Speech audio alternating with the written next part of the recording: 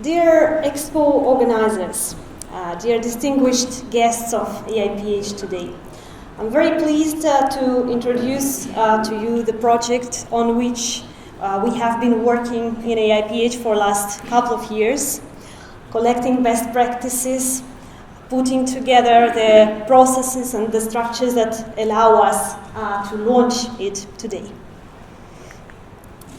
We will talk today about the Global Partnerships, AIPH-led program.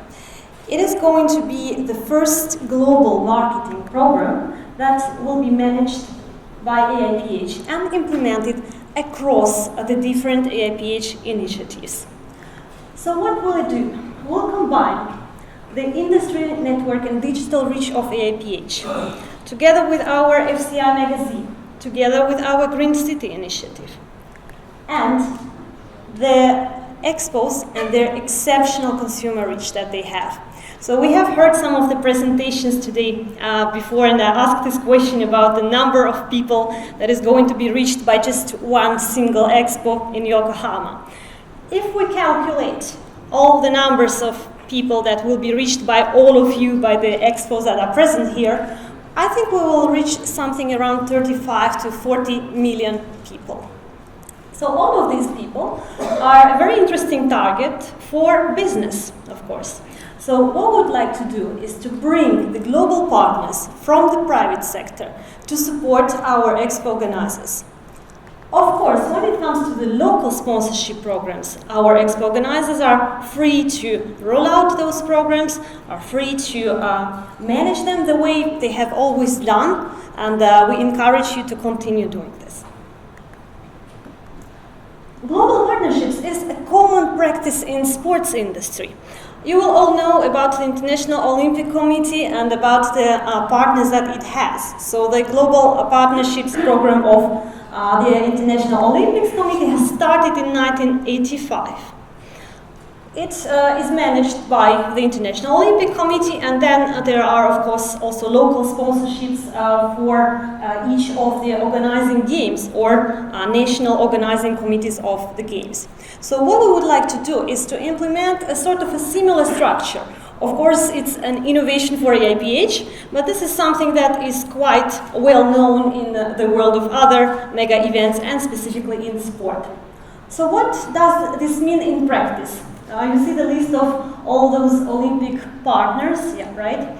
And the partners, they are present across all the different games in a certain lapse of time. Let's say it's 4 years for the Olympic Committee, can be something else for other programs. So what you see here on the screen are the examples of how the brands can be present on the site. You see here a volunteer uniform and some flags, but these are pretty simple examples of what the brands can do, how they can be present. However, right now, the tendency among the rights holders and among the partners is to go into more sophisticated activations of brands on the site. So I would like to show to you the video of how the sponsors and the partners have been supporting one of the editions of the games.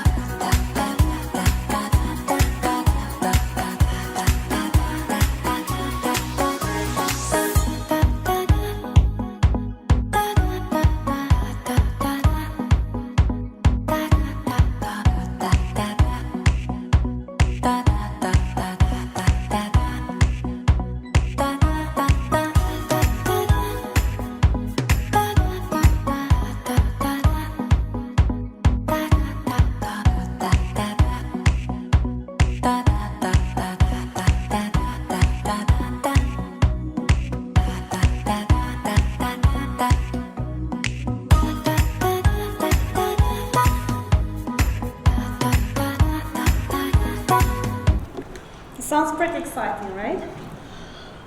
So one important lesson to learn from other rights holders of mega events is that those sponsors or partners, they should be seen as a source of expertise, as an available provider of services, so we can make our expos the most sustainable, the most advanced, and ensure that the quality of our events remains constant with the years and always improves. Some examples, of course, from this video, they belong to the world of sports, and in the world of expos it's going to be different, certainly. It will depend on the needs of your visitors. It will depend on how you would like to deal with the sponsors to best meet those needs, and how is your expo site organized, for example. So all of these considerations are going to be important in the future work with those global partners. So, why will this scheme be attractive to the brands?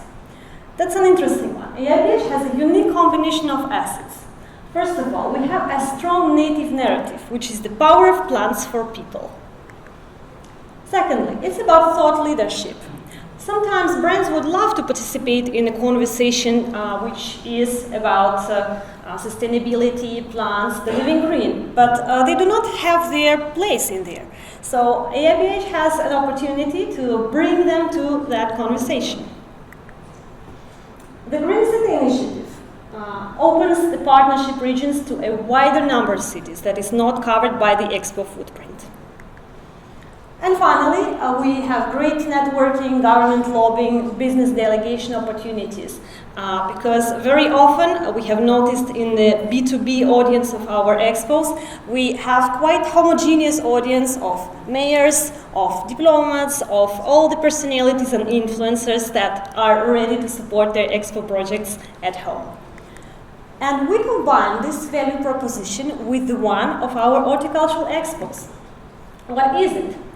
We call our Expo 60 years celebrating green, because since the 1960s, the AIPH has approved over 50 horticultural expos, and there is some interesting research about what they have been. First of all, they provide a unique consumer reach. If we calculate the consumer reach of all the expos, is going to be around 35 million people, so that's an important advantage to brands. Also, our expos are the longest term events in terms of other mega events, right? 6 months operation. It's an excellent platform and opportunity for storytelling for the brands. Finally, we do have the B2B audience that remains quite consistent throughout different expos. The exhibit of the expos is plants, and the purpose is the education of the public. In our case, it's the education of the public on living green and on how plants can contribute to the lives of people. The philosophy behind each of the expos since the last 25 years has always been about sustainability, but we were not calling it this way. There were lots of sustainable initiatives that were implemented by bits and pieces in each of the expos that was there. In 2019 Beijing Expo, they have focused on low carbon lifestyle and helping the people calculate their carbon footprint and decrease it. Then, if I take an example of Expo Taichung in 2018-19, it was about showcasing the waste management solutions and eco-friendly housing. So every time, if we look even at the themes of the expos that were there in the last 20 years and the next 5 years to come, we always find the sustainability narrative in them. Which brings us to the conclusion that in 2022, AIPH Expos are the only global sustainability property on the mega events market.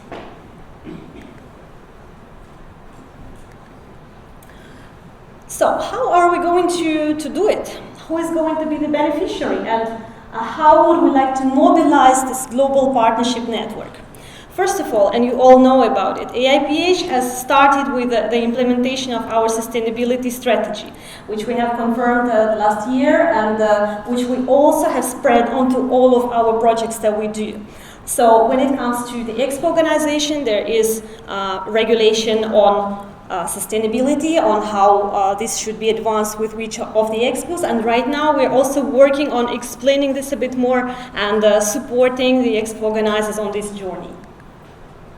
What will happen next? The brands will invest to be positioned at expos and get access to all those different marketing assets, right? The volunteers' uniforms, flags, or maybe something else.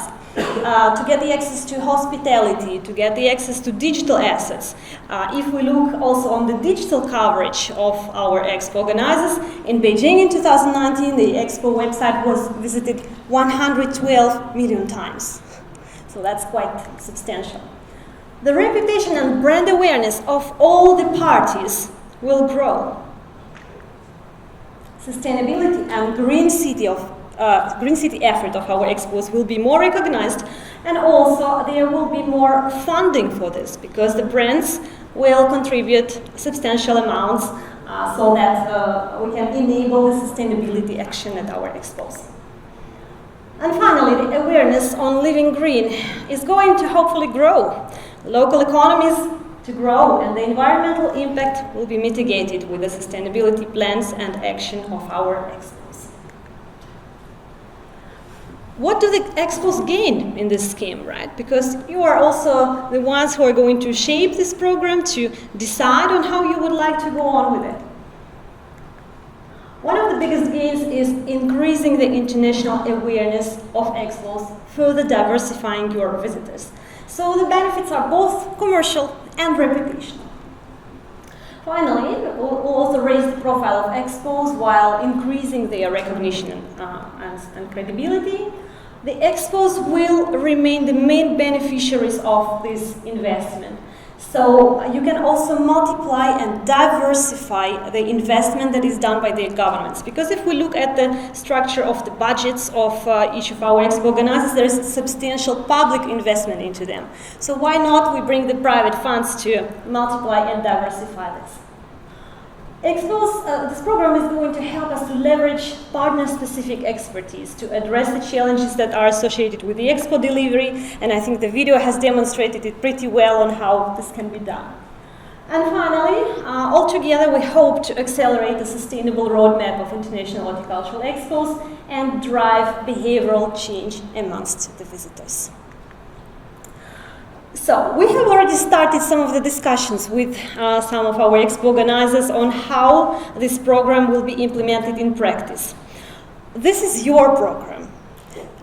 We would like to work together with you so that we can make the most benefit out of it. The expo organizers have a major decision power also on what sorts of sponsors you would like to accept, how you would like to activate their presence, and it's a very creative process. So if you also have some of your sponsorship agencies or sponsorship departments that work for your expo, please feel free to introduce them to us so we can discuss this further.